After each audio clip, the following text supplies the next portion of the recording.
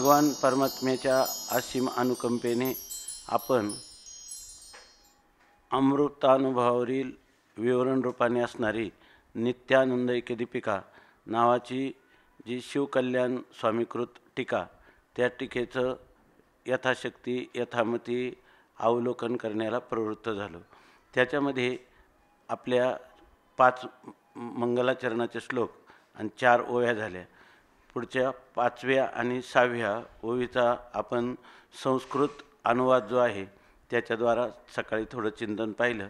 आता सरळ मराठी भाषेमध्ये जे ओवी रूपाने त्यांनी लिहिलेलं आहे त्याचं अन्वयानुरूप अर्थाचं थोडं धावतं चिंतन करू।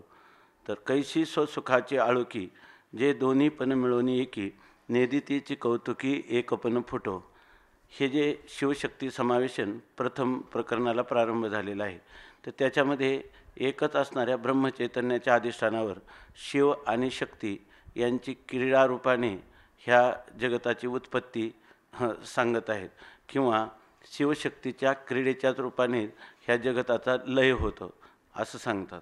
तर त्यामध्ये ते म्हणतात कैशी म्हणजे एक आश्चर्य, कसं स्वसुखाची आळोखी, म्हणजे त्यांना आपल्या स्वसुख म्हणजे आपल्या मूळ अधिष्ठानाच्या सुखाची कैशी आळोखी, कसा छंद, लगेच सांगा काही जर शब्द इथं स्वसुखाच्या शब्दाने काय घेतलं आपण, म्हणजे त्या आपल्या अधिष्ठान सुखरूप असणाऱ्या त्या अधिष्ठानाचा त्यांना इतका आळोखी म्हणजे इतका छंद, इतका नाद त्यांना आहे, किंवा इतकी उत्कंठा त्यांना परस्परांची आहे की जे दोन्ही पण मिळून एकी, ते दोन्ही पण मिळून एकी म्हणजे जे त्यांचं एकच एकमेवाद्वितीय असणारं जे अधिष्ठान, त्या अधिष्ठानाच्या ठिकाणी कौतुकाने देखील एकपण फुटो निधीची, एकपणा कधी अफूट असणारा एकपणा त्याला फुटू देत नाहीत, म्हणजे त्याला कधीही वास्तव द्वैताला कधीच प्राप्त होऊ देत नाही, किंवा अधिष्ठानाला कधी सोडत नाही। अधिष्ठानाचा स्पर्श किंवा संबंध ते कधीच सोडायला तयार नाहीत, असं साधारणपणे ह्या ओवीचा अन्वयानुरूप अर्थ आहे। आता या ठिकाणी त्याचं शिवकल्याण स्वामी चिंतन सांगतात, वाचारंभणत्वे करुण उमटते एकीच द्विधा भान, तरी स्वरूपी भेदही जाण सर्वथा नाही। सकाळी झालेलंच आहे साधारणपणे, त्या तोच अनुवाद आता पुन्हा आपण मराठी करतो। तर वाचारंभणत्वे करुण, आता पाठीमागे सांगितलं की शिव आणि शक्ती ही वाचारंभण आहेत,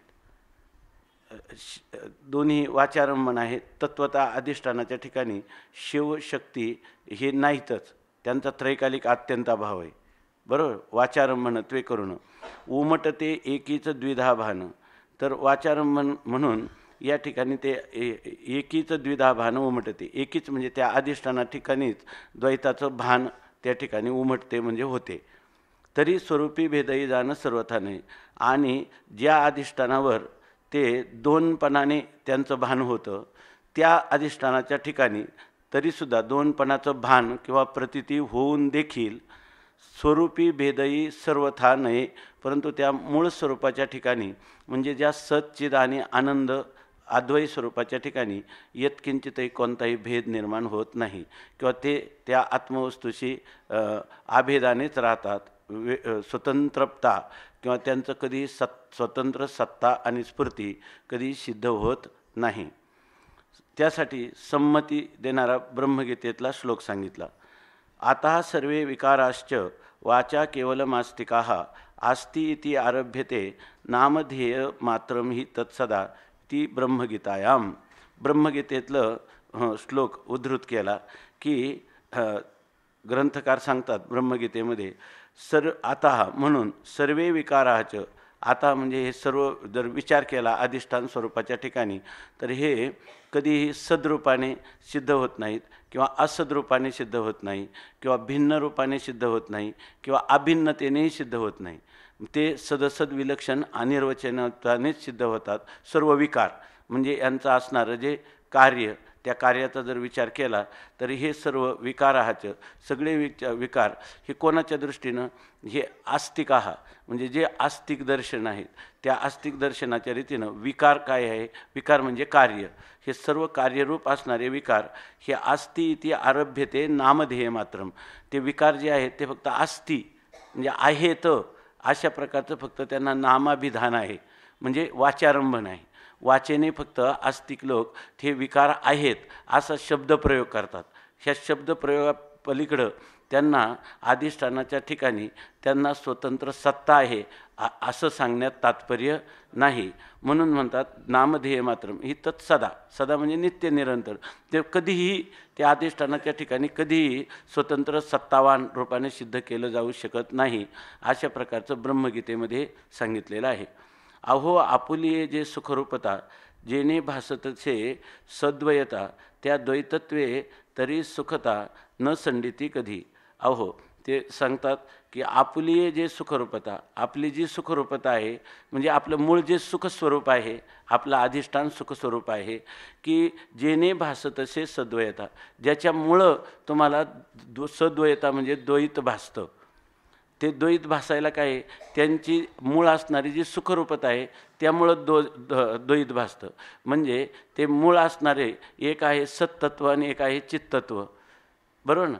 एक सत्तत्व आहे आणि एक चित्तत्व आहे, आणि त्या तत्वाला जी त्यांचं जे अधिष्ठान सुखस्वरूप आहे म्हणजे त्यांच्या ऐक्यात जे सुखस्वरूप आहे, बरोबर ना, ते सुखस्वरूप आहे म्हणून द्वैत आहे असं भासतं.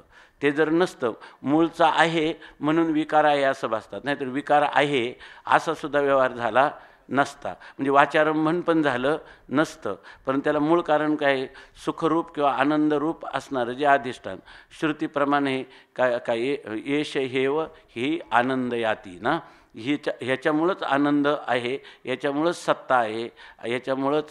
कारण आनंद म्हटलं का सत्ता आणि चित यांच्या ऐक्यातूनच तो आनंद आहे. म्हणजेच तो आनंद सच्चितला सोडून राहत नाही आणि सच्चित आनंदाला सोडून कधीही राहत नाही. अशा प्रकारे काजे स्वसुखीचे आळोखेपण द्वैतत्वे तरी सुखता न संडिती कधी.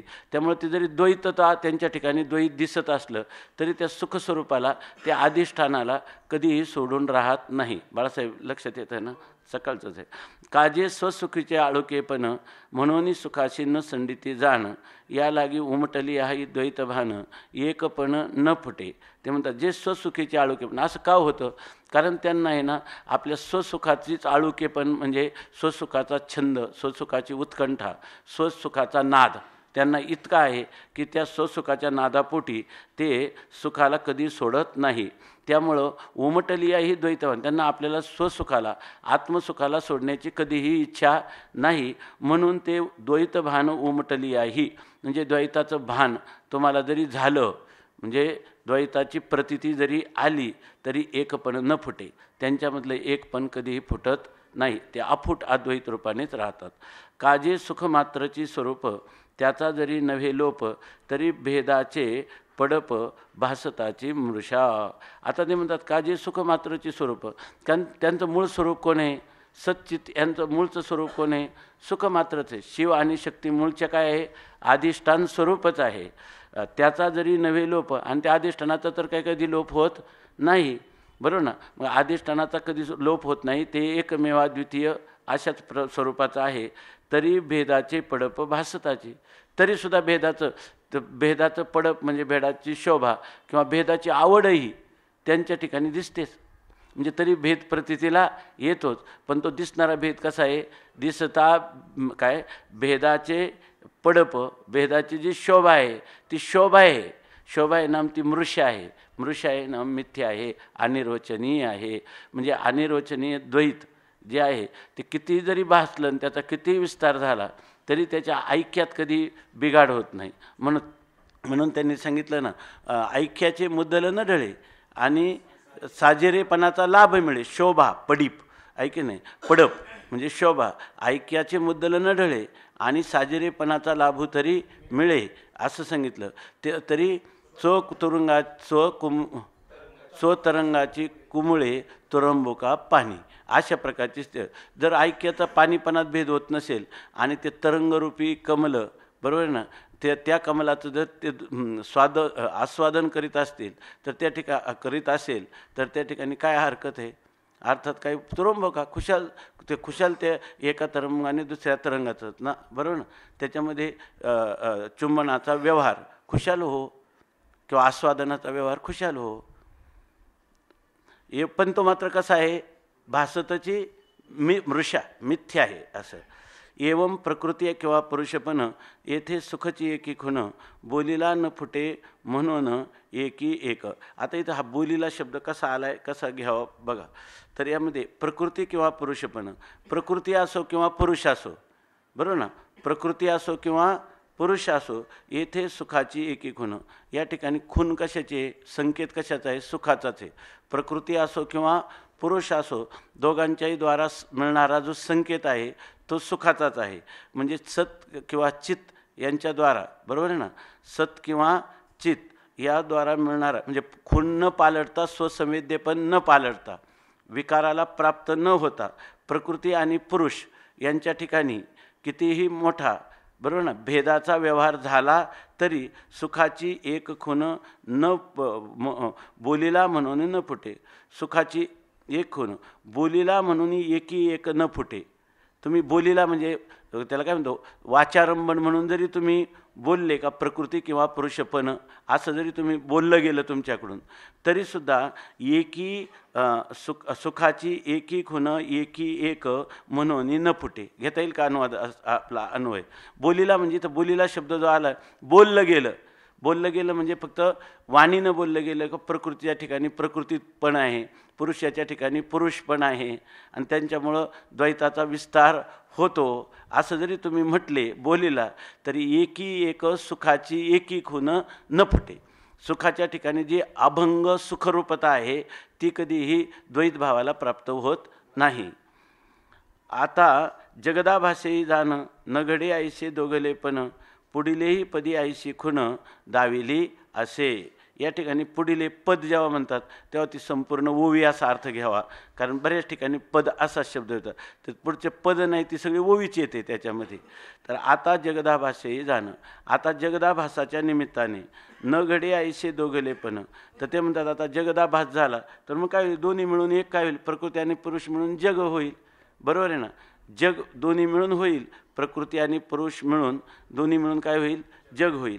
जगदाभासेही जाणं, पण तो जगत म्हणून पदार्थ नाही, तो जगदाभास आहे. तो म्हणजे जगदाभासे म्हणजे आभासिक जगताच्या रूपाने. न घडे ऐसे दोघलेपण, तर त्यावेळेला सुद्धा त्यांचं दोन पण ज्यावेळेला ते जगदाभास होतो किंवा प्रकृती पुरुष जगदाभास रूपाने म्हणजे कार्यरूपाने ज्यावेळेला आपल्याला प्रतीतीला येतात त्यावेळेला सुद्धा दोघलेपण न मुडे न घडे ऐसे दोघलेपण.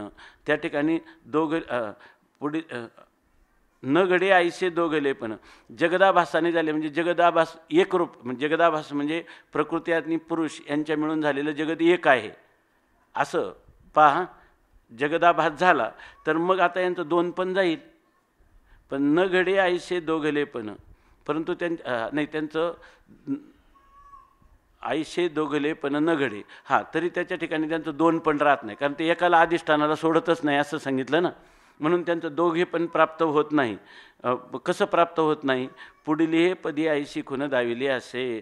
जगदरूपाने जरी आभासाला ते प्राप्त झाले तरी त्यांचं दोन पण जे आहे त्या जगतामध्येही आहे, ते काही दोन पण जे आहे ते काही नष्ट होत नाही. पुढलेही पदी ऐशी खूण, पुढच्या पदामध्ये म्हणजे पुढच्या पदामध्ये अशा प्रकारचे खूण, अशा प्रकारचा संकेत त्या ठिकाणी दाविली असे दाखवलेला आहे पुढच्या ओवीमध्ये. कोणत्या, हा ठायोवरी वियोग भेडे जे बाळ जगा एवढे वियाले परी न मोडे दोघले पण. याच्यामध्ये हा ठावोवरी त्यांचं इतक्यापर्यंत मर्यादा आहे. ह्या ठावोवेरी म्हणजे ह्या स्थानापर्यंत, ह्या मर्यादेपर्यंत जे जगा एवढे बाळवी आली परी दोघले पण न मोडे. ते जगा एवढं इतकं विस्तारित असं एक जग नावाचा बाळकाला त्या शिव आणि शक्तीनं जन्म दिला किंवा प्रसवली, तरीसुद्धा दोघले पण न मोडे. परंतु त्यांचं दोघांचं द्वैत जे आहे ते द्वैत मात्र मोडलं नाही, म्हणजे दोघांची सत्ता संपुष्टात आली नाही, दोघांची सत्ता तशीच राहिली. म्हणजे ज्या आपला वियोग होऊ नये, बरोबर ना, ह्या भीतीने ठावोवरी वियोग भेडे, जर आपल्याला ह्यांचा अधिष्ठानाचा वियोग झाला